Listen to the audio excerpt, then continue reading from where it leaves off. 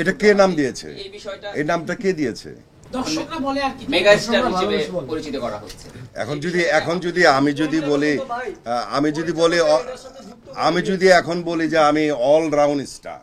So hello বন্ধুরা, আমাদের megastar Shakib খানকে মেগাস্টার শাকিব খান বলায় অমিত হাসান কিন্তু রেগে গিয়েছেন এবং কিন্তু অমিত হাসান মেনে নিতে পারতেছে না কেন শাকিব খানকে মেগাস্টার বলা হচ্ছে। তো বন্ধুরা, আপনারা ভিডিওটি সম্পূর্ণ দেখলে অবশ্যই বুঝতে পারবেন, তাই রিকোয়েস্ট থাকলো অমিত হাসানের কথাগুলো আপনারা শুনে যান। আমরা দেখলাম এবার মেগাস্টার চলে আসছে, এটা হয়তো এটা কে নাম দিয়েছে? এই নামটা কে দিয়েছে? দর্শকরা বলে আর কি মেগাস্টার হিসেবে পরিচিত করা হচ্ছে। আমি যদি এখন বলি যে আমি all round star, all time star, তাহলে কি এটি চালু হবে?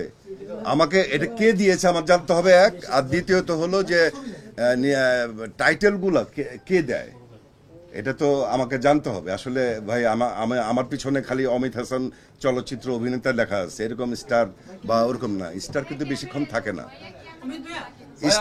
স্টার ব্যাপারটা বলি, স্টার কিন্তু সবসময় থাকে না। একজন অভিনেতা হিসাবে যে আমি নিজেকে মনে করি, বা প্রত্যেকটাই যারা আছে প্রত্যেকে অভিনেতা এবং অভিনেত্রী, ঠিক আছে? এটা আজও অভিনেতা, হ্যাঁ, সময়ের শিল্পী আমি মনে করি।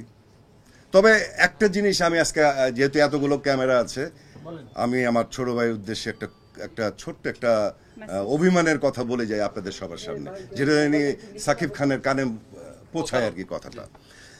আমি দেখলাম যে এরকম হলে গিয়ে সাকিব সহ নাটক মিডিয়ার অনেকেই সহ ছবি দেখেছে।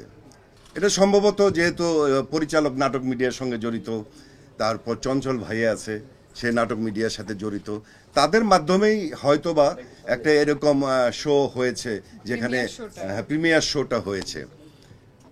আমরা আশা করেছিলাম যে সাকিব এরকম একটা সুপারহিট ছবি উপহার দিয়েছে, যেখানে চলচ্চিত্রে আজকে সাকিব খান তৈরি করতে যেসব শিল্পীদের সহযোগিতা লেগেছে, যেসব পরিচালক প্রযোজকদের সহযোগিতা লেগেছে, তাদের নিয়ে একটা প্রিমিয়ার শো করা উচিত ছিল। হয়তো যে আমার পিছিয়ে সাকিব কখনোই ছিল না, পাশাপাশি ছিল, ঠিক আছে? তো একসঙ্গে কাজ করতে গেলে ছোট ভাই বড় ভাই বা যা, কেউ আগে আসলো কেউ পরে আসলো, এটার সঙ্গে আগে পিছিয়ে কোনো ব্যাপার না, ঠিক আছে? সাকিব তার যোগ্যতা দিয়ে, এটা তো আসলে নির্ভর করে হলো পরিচালকদের উপরে, ওনাদেরকে প্রশ্ন করবেন এটা বেশি করে। আর্টিস্টকে যদি জিজ্ঞেস করেন আর্টিস্ট সুপারস্টার হচ্ছে না কেন, আপনি তো অনেকদিন ধরে কাজ করছেন, কে বললো হচ্ছে না? অনেকে অভিনয় করছে না, সুপারস্টার কে বললো হচ্ছে না? এক ছবি দিয়ে তো আর সবকিছু হয় না। তবে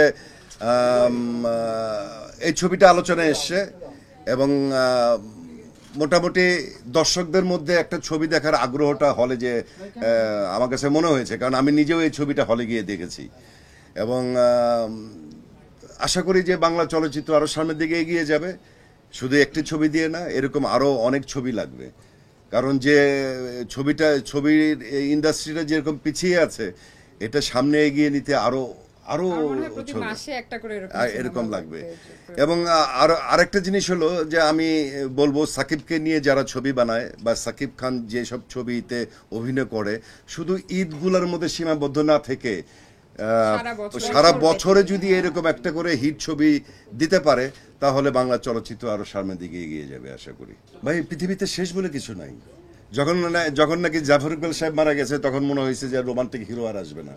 এরপর সালমান শাহ আসলো, এরপরে রিয়াজ, ফেরদৌস, আমি ছিলাম, ওমর সানি ছিল, বাপ্পা ছিল, একের পর এক আসছে।